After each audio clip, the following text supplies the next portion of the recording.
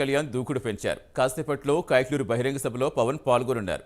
కూటమి అభ్యర్థి కామినేని శ్రీనివాస్ మద్దతుగా పవన్ ప్రచారం చేయనున్నారు. మధ్యాహ్నం 3 గంటలకు గిద్దలూరు బహిరంగ సభలో పాల్గొంటారు. సాయంత్రం 5 గంటలకు నెల్లూరు చేరుకున్న పవన్ కళ్యాణ్ చంద్రబాబుతో కలిపి ఎన్నికల ప్రచారం నిర్వహిస్తారు. కేవీఆర్ పెట్రోల్ బంక్ నుంచి నర్తకీ సెంటర్ వరకు రోడ్ షోలో పాల్గొంటారు. నర్తకీ సెంటర్లో ఏర్పాటు చేసిన బహిరంగ సభలో పవన్, చంద్రబాబు ప్రసంగిస్తారు. రాత్రికి నెల్లూరులోనే ఇద్దరు నేతలు బస చేయనున్నారు. పూర్తి సమాచారం ఇచ్చేందుకు మా కరెస్పాండెంట్ సాంబశివరావు జరుగుతారు. సాంబశివరావు, కైక్లూరు ఎన్ని గంటలకు చేరుకోబోతున్నారు జనసేన అధినేత? ఇక ఈరోజు షెడ్యూల్కి సంబంధించి కార్యకర్తలు ఏం చెప్తున్నారు? ఏర్పాట్లు ఎలా ఉన్నాయి? సతీష్, మనం చూసినట్లయితే జనసేన అధ్యక్షుడు పవన్ కళ్యాణ్ అయితే మరికొద్ది సేపట్లోనే కైక్లూరు చేరుకోబోతా ఉన్నారు. ఇప్పటికే జన సందోహం అయితే మాత్రం మసీద్ సెంటర్ నుంచి చూసినట్లయితే పూర్తిగా కూడా ఎంఆర్ఓ ఆఫీస్ పరిసర ప్రాంతాలు కూడా జనవంతులతోటి నిండిపోయినటువంటి పరిస్థితి. మొత్తం మీద జనసేన అధ్యక్షుడు పవన్ కళ్యాణ్ కి స్వాగతం పలికితే మాత్రం అటు ఎమ్మెల్యే అభ్యర్థి కామినేని శ్రీనివాస్, ఎంపీ అభ్యర్థి పుట్ట మహేష్ యాదవ్ ఇరువురు కూడా అక్కడ స్వాగతం పలికేందుకైతే ఎలిఫేట్ వద్ద ఎదురు చూస్తున్నటువంటి పరిస్థితి. ఎలిఫేట్ నుంచి సభాస్థలికి కేవలం 400 మీటర్లు ఉండటంతో మరి కొద్దిసేపట్లోనే ఆ యొక్క కార్యక్రమం అయితే స్టార్ట్ కాబోతా ఉంది. ఇప్పటికే భారీ జనసందోహంతో రోడ్లన్నీ అయితే మాత్రం కిక్కిరిసిపోయినటువంటి పరిస్థితి. ఒక చోట్ల అక్కడక్కడ కూడా పబ్లిక్ రావడానికి కొన్ని ఆంక్షలు ఉన్నప్పటికీ కూడా ఆంక్షలను దాటుకుని కూడా పబ్లిక్ అయితే మాత్రం భారీ ఎత్తున అయితే ఇక్కడ చేరుకోవడం జరిగింది.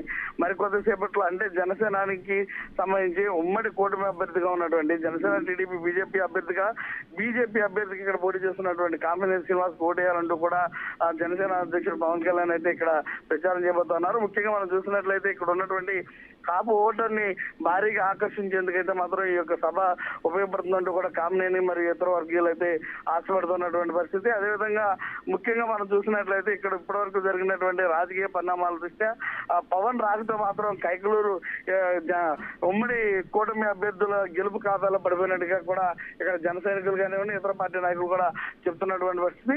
మొత్తం మీద ఎంత ఇక్కడ మనం చూసినట్లయితే అడుగడుగునా కూడా మజ్జిగ, మంచినీరు, అదేవిధంగా ఆహార పట్ల పంపిణీ చేస్తున్నటువంటి పరిస్థితి.